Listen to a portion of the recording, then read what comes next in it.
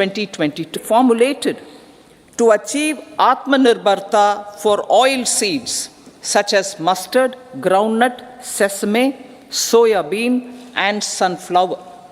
This will cover research for high-yielding varieties, widespread adoption of modern farming techniques, market linkages, procurement, value addition, and crop insurance.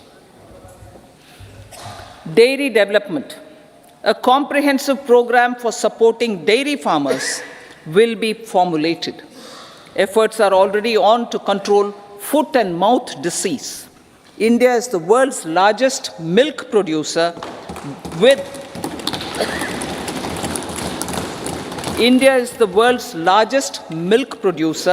but with low productivity of milch animals. The program will be built on the success of existing schemes such as Rashtriya Gokul Mission, National Livestock Mission, and infrastructure development funds for dairy processing and animal husbandry. Matsya Sampada. It was a government which set up a separate department for fisheries, realizing the importance of assisting fishermen. This has resulted in doubling of both inland and aquaculture production. Seafood exports since 2013-14 has also doubled. Implementation of Pradhan Mantri Matsya Sampada Yojana will be stepped up to 1. Enhance aquaculture productivity from existing 3 to 5 tons per hectare. 2. Double exports to 1 lakh crore rupees, and 3. Generate 55 lakh employment opportunities in the near future. 5 integrated aqua parks will also be set up. Lakpati Didi.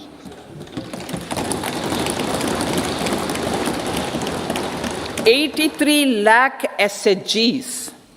83 lakh SHGs with 9 crore women are transforming rural socio-economic landscape with empowerment and self-reliance. Honorable Speaker said, their success has assisted nearly 1 crore women to become Lakpati Didi already. They are an inspiration to others. Their achievements will be recognized through honoring them. Buoyed by the success, it has been decided to enhance the target for Lakpati Didi from 2 crores to 3 crores.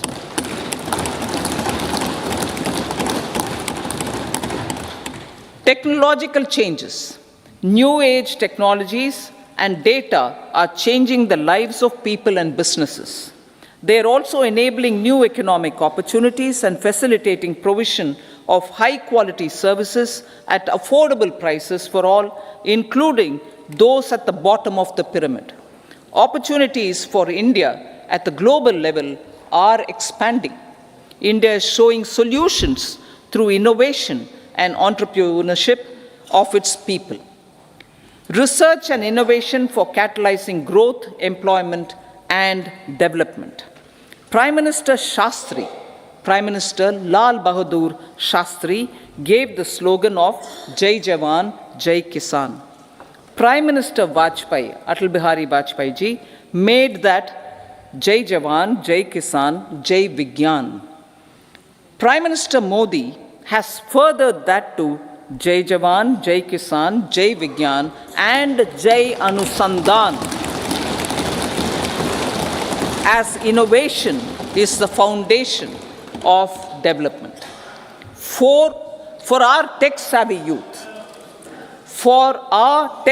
youth, this will be a golden era.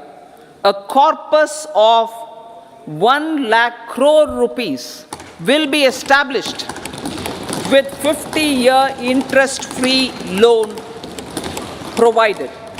The corpus will provide long-term financing or refinancing with long tenors and low and or nil, I repeat that sentence, the corpus will provide long-term financing or refinancing with long tenors and low or nil interest rates. This will encourage the private sector to scale up research and innovation significantly in sunrise domains. We need to have programs that combine the powers of our youth and technology. A new scheme will be launched for strengthening deep tech technologies for defense purposes and expediting Atmanirbharta. Infrastructure development. Building on the massive tripling of the capital expenditure outlay in the past 4 years, resulting in huge multiplier impact on economic growth and employment creation, the outlay for the next year is being increased by 11.1% to 11,111 crore rupees. This would be 3.4% of our GDP. Railways. 3 major railway corridor programs will be implemented. These are energy, mineral, and cement corridor. Number 2, port connectivity corridors. And number 3, high traffic density corridors. The projects have been identified under the PM Gati Shakti for enabling multimodal connectivity. They will improve logistics efficiency and reduce cost. The resultant decongestion of the high traffic corridors will also help in improving operations of passenger trains, resulting in safety and higher travel speed for passengers. Together with dedicated freight corridors, these 3 economic corridor programs will accelerate our GDP growth and reduce logistic costs.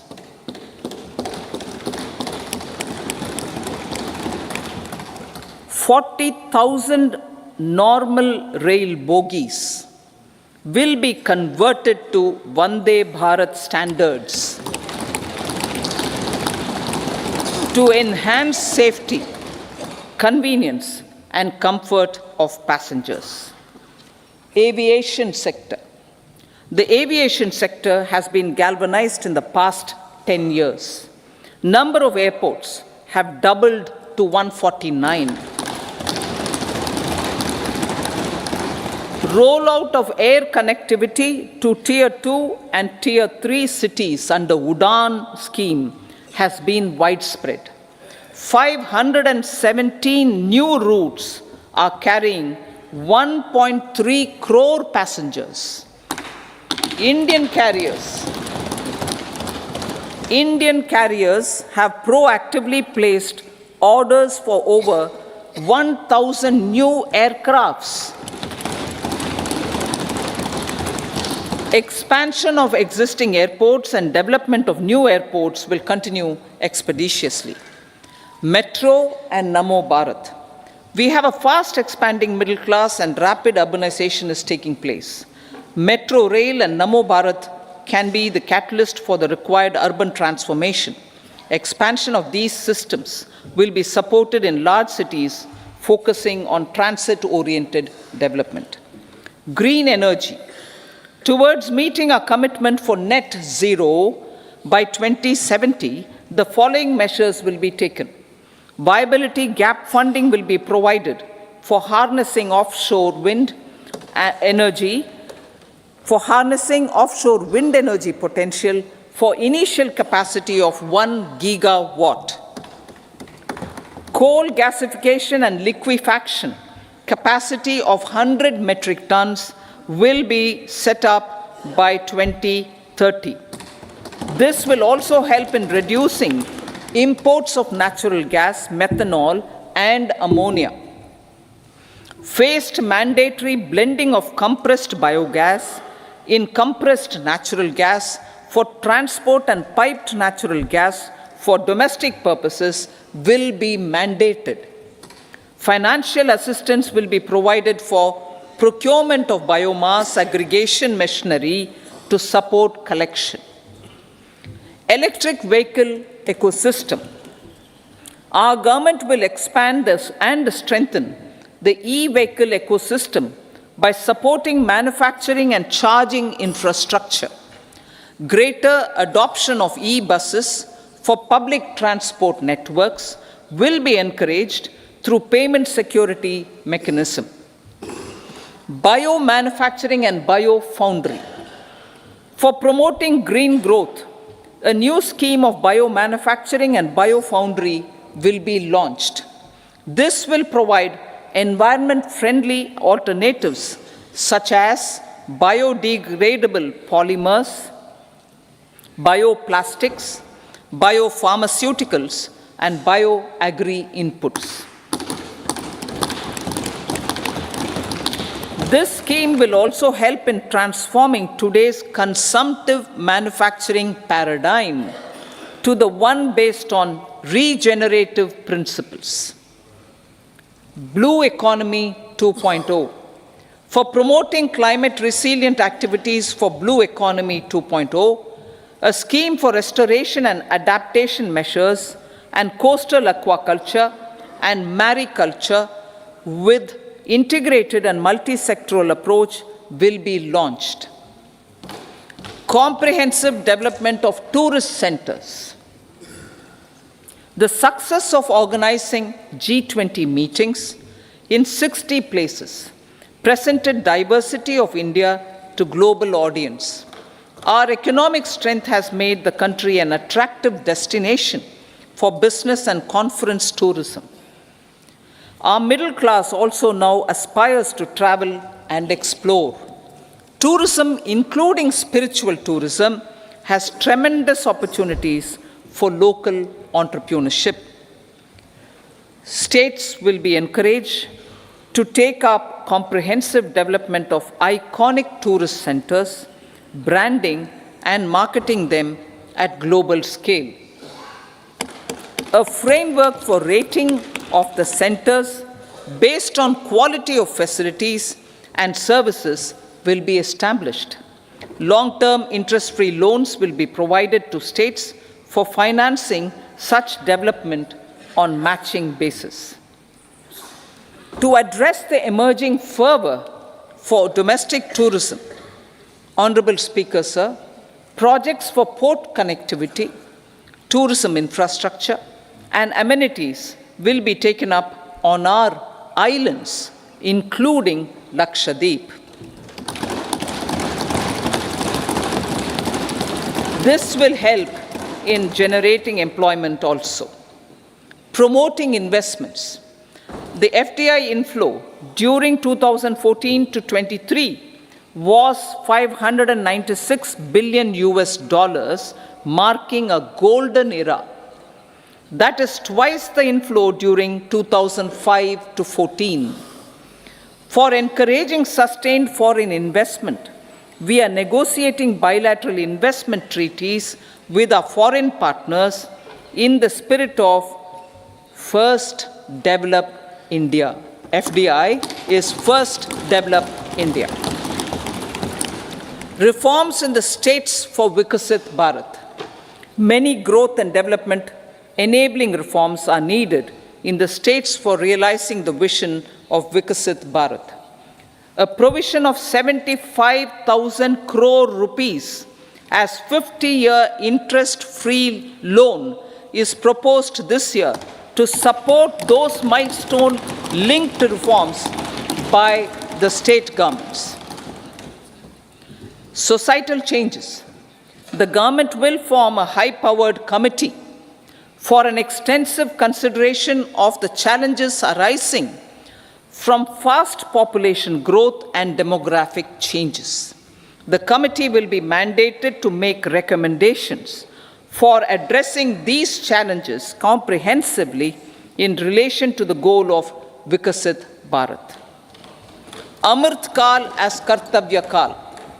Our government stands committed to strengthening and expanding the economy with high growth and to create conditions for people to realize their aspirations.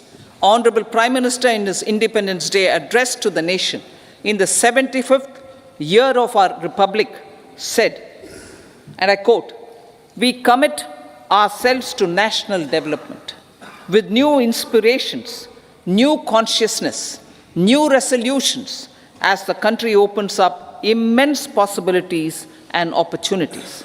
It is our Kartavya Kal." Unquote. Every challenge of the pre-2014 era was overcome through our economic management and our governance. These have placed the country on a resolute path of sustained high growth. This has been possible through right policies, true intentions, and appropriate decisions. In the full budget in July, Honorable Speaker, our government will present a detailed roadmap for our pursuit of Vikasit Bharat.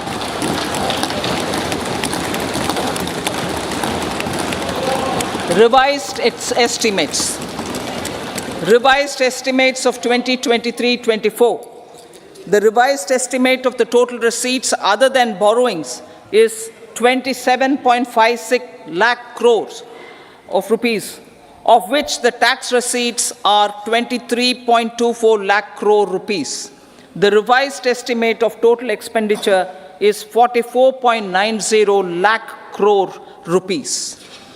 The revenue receipts at 30.03 lakh crore rupees are expected to be higher than the budget estimate, reflecting strong growth momentum and formalization in the economy. The revised estimate of the fiscal deficit is 5.8% of GDP, improving on the budget estimate, notwithstanding moderation in the nominal growth estimates. Budget estimates for 2024-25. Coming to the year 2024-25, the total receipts other than borrowings and total expenditure are estimated at 30.80 and 47.66 lakh crore rupees respectively. The tax receipts are estimated at 26.02 lakh crore rupees. The scheme of 50-year interest-free loan for capital expenditure to states will be continued this year with an outlay of 1.3 lakh crore rupees. We continue on the path of fiscal consolidation, as announced in my budget speech of 2021-22, to reduce fiscal deficit below 4.5% by 25-26.